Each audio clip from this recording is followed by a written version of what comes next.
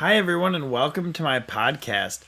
Today I'm doing a long overdue video on the third Hermetic principle of Hermetic philosophy, which was known to the ancient Egyptians and it was given to them by Thoth, the master magician and teacher of mankind, who's also known as Hermes Trismegistus and is called the Great of Greats and the Master of Masters, and the Greeks knew about him as well. And so Thoth enunciated this great sacred wisdom to the Egyptians, to the people that lived in that land that's now known as Egypt.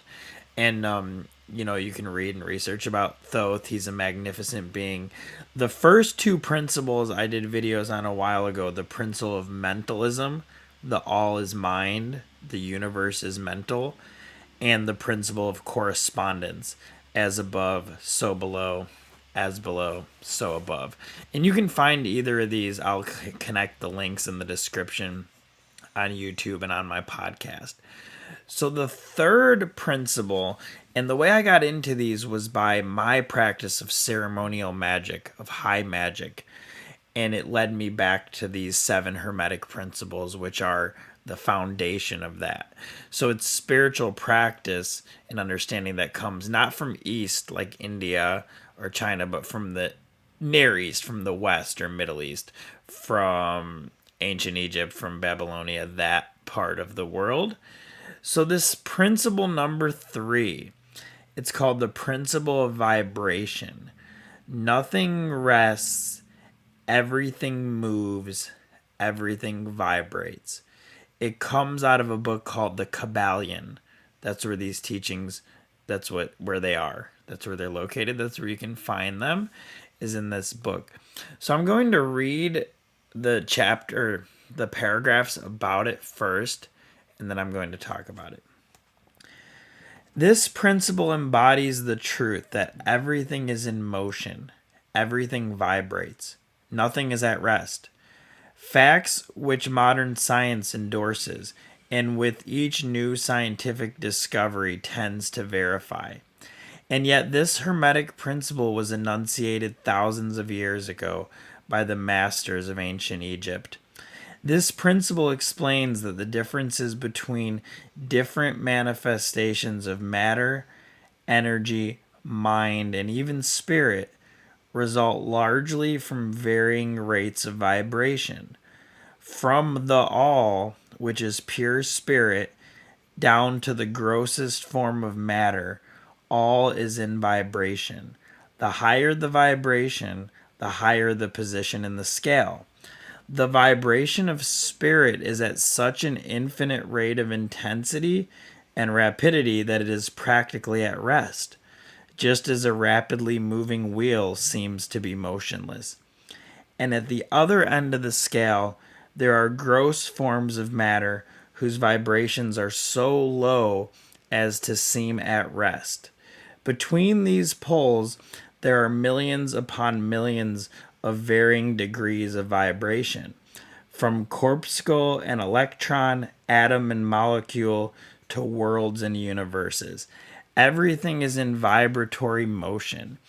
This is also true on the planes of energy and force, which are but varying degrees of vibration, and also on the mental planes, whose states depend upon vibration, and even onto the spiritual planes.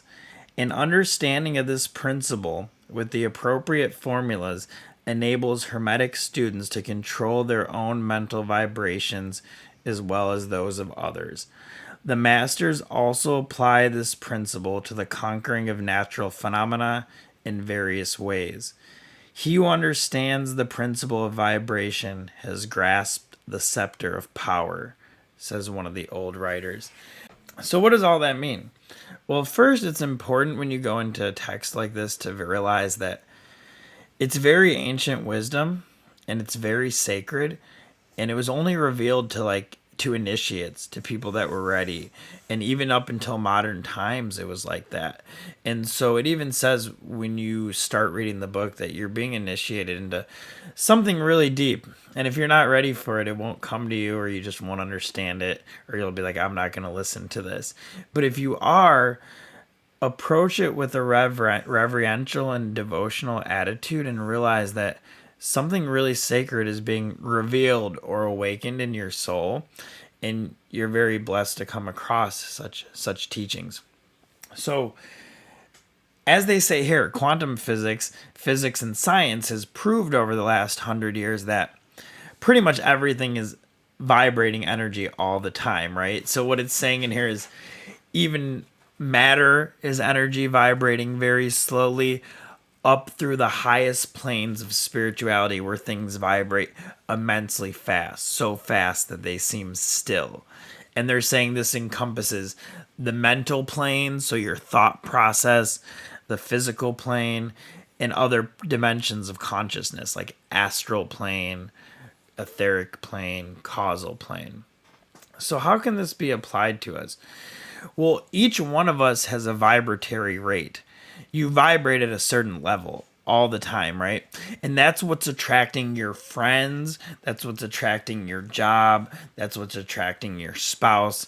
Anything that happens to you, anything that comes to you, whether it's through thought, whether it's through a physical medium, is a result of your vibratory rate. That's the law. You can't change that. That's why people with really low vibes attract other really low vibe people. That's why saints attract saints, and that's why when you go around a great saint, you feel satiated in love and bliss because their vibration is so high, right?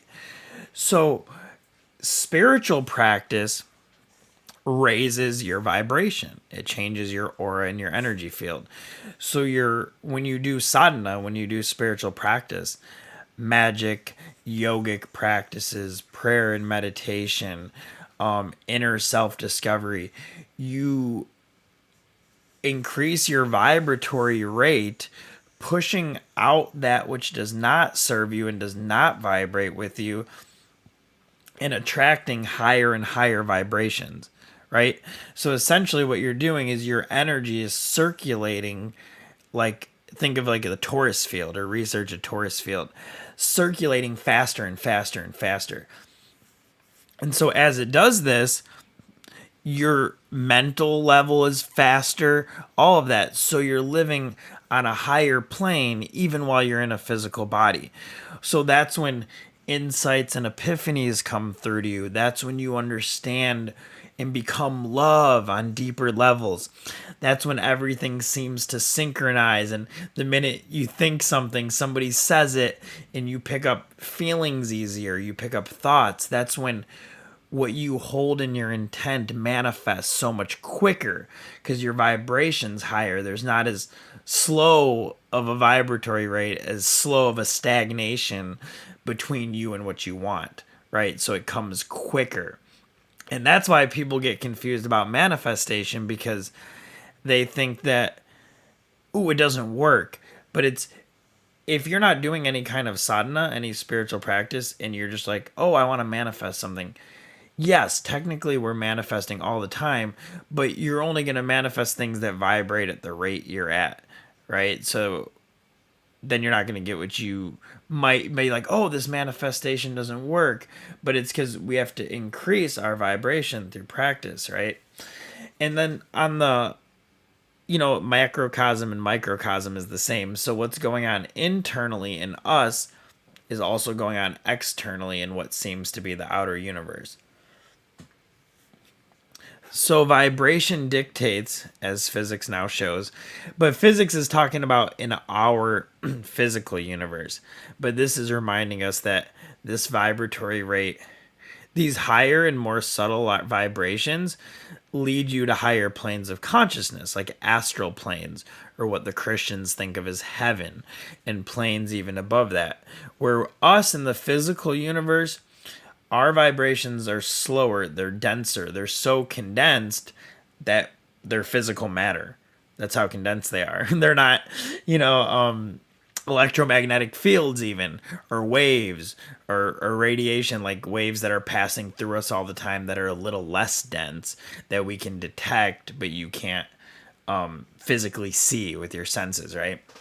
So our mind pattern is dictated. Everything's vibration. So there's nothing that's mistakenly coming into your life. And that's why when you lose friends, when you lose connections, when you leave jobs, when people that used to really like feel like you two were like jiving together and you're not, it happens a lot in the world I live in when I see people that do spiritual practice and have these spiritual awakenings, because all of a sudden the people they were dating or even married to and the people they were friends with can't keep up with their vibration, and the universe starts to pull them apart because they're vibrating so much higher, and the other people can be turned off by it, can be afraid. It's just, if you don't think of it in terms of ego and personality and you just think of it in terms of energy, the energies don't match anymore, right? And that's why you go to some place and you outgrew it and you're like, I don't fit there anymore, right?